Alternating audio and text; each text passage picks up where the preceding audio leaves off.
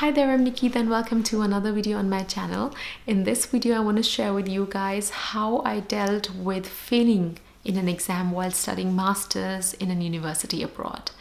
I'm sharing this video right now because today when I was in university, I saw a girl crying bitterly, and while I was passing by, I heard their conversation and I heard that she was telling a friend that she just cannot imagine that she failed in an exam and she has no perspective whatsoever now. She's terrified. She has no idea how she will pass this exam the second time.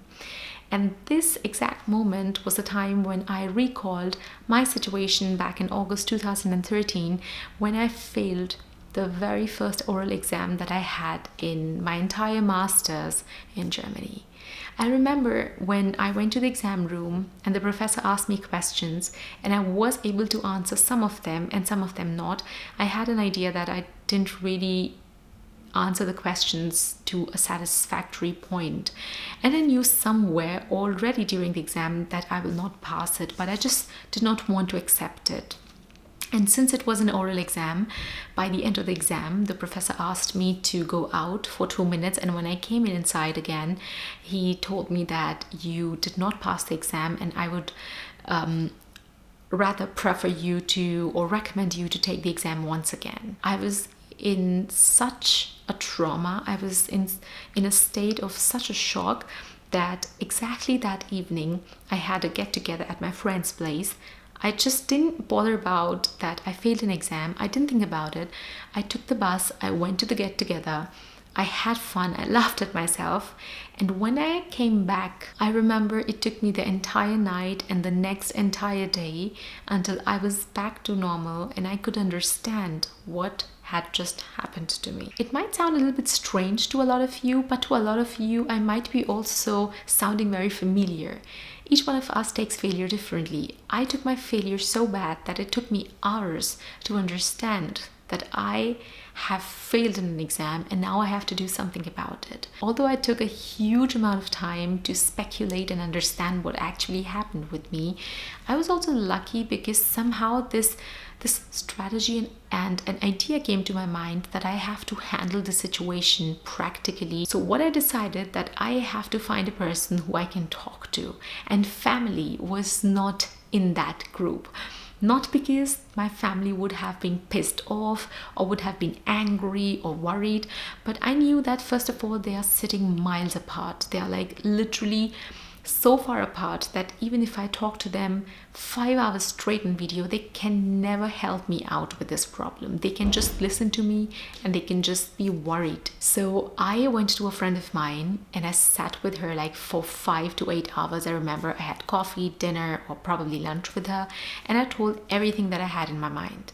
And I realized the moment I spoke about it, I was already feeling calm and more settled. I had accepted that I failed in an exam, but I also knew that I can achieve something after this. I can retake the exam and I can pass it. The reason was also that luckily or unluckily, I do not know whether I should state it fortunately or unfortunately, the same friend of mine had also been through the same situation. So she knew how it feels when you fail an exam. And since she had also passed the same exam second time, she knew how it works out. So it was really nice talking to her, pouring all my emotions in front of her and just calming down. Second thing what I did was that I sat down and I tried to think about the reasons why I failed this exam. I knew I am well prepared. I was well prepared. I rarely go unprepared in an exam. I knew I studied hard. I studied everything. Why I still failed? And when I sat down and I checked the notes and the protocols from the last year, I realized that it's not that I did not prepare well, but I prepared the wrong way.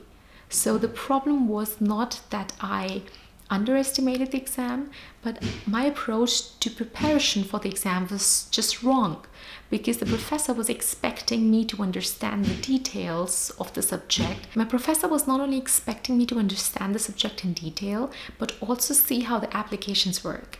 And on the other hand, I had just prepared the exam or the subject on a very theoretical and on a very abstract level. I did not go much deeper into the concepts. I just tried to mug up certain terms And whenever the professor asked me something, I was just throwing some definitions at him instead of maybe answering him in such a way that he sees that I understood the concepts. And once it was clear to me that, okay, these were the problems that made me fail the exam, I decided to sit and solve them. And this is where I came to the third step, which was I needed somebody external who could help me understand and take the right approach towards the exam.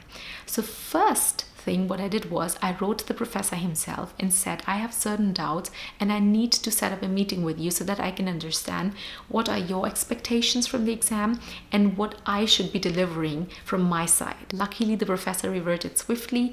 I made an appointment, and not only one appointment, the professor was so nice that he made actually 3 to 4 appointments consecutively where he actually explained the concepts. I would say re-explained, because everything was already explained in lecture.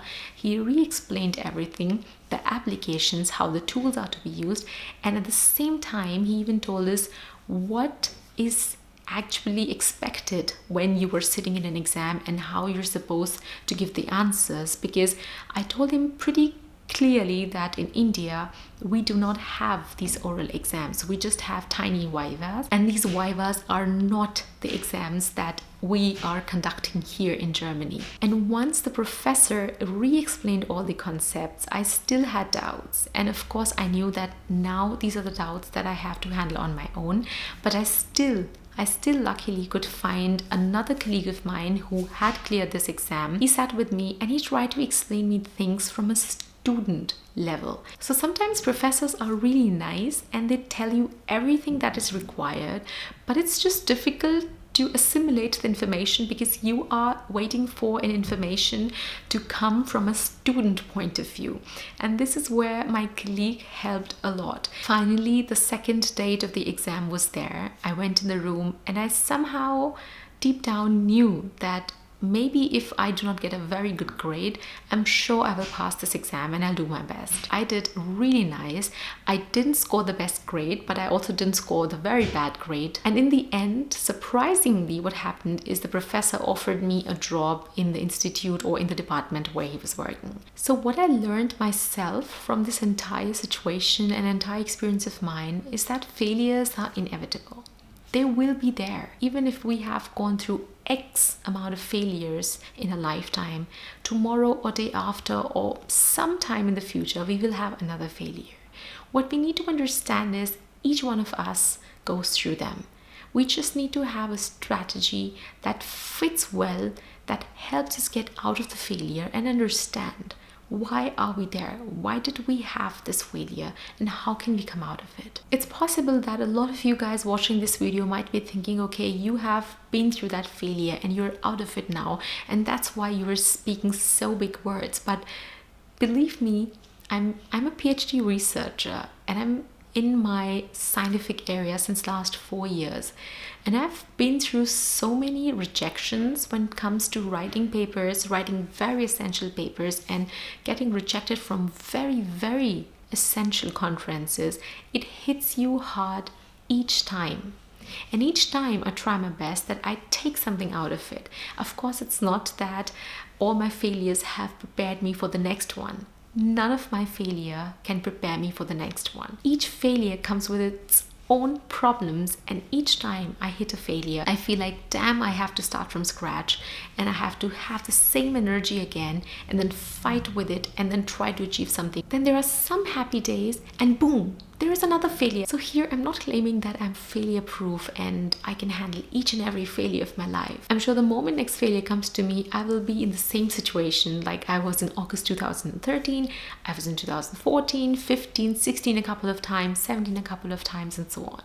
I will be in the same position because I am the same human being. What has improved in me for sure is that I know there will be failures, and I have, for each one of them, I have to find out a strategy that works out the best for me, so that I'm not only out of that failure, but I can also have the same energy the next time a failure hits me. If you can relate even a bit to this video and you think, yes, she's probably making a tiny sense, and there are people out there that you think are going through the problems, then maybe you can share them this video and tell them, There's Nikita in Germany who failed an exam, still is doing PhD, has experienced so many paper rejections, but she's still there.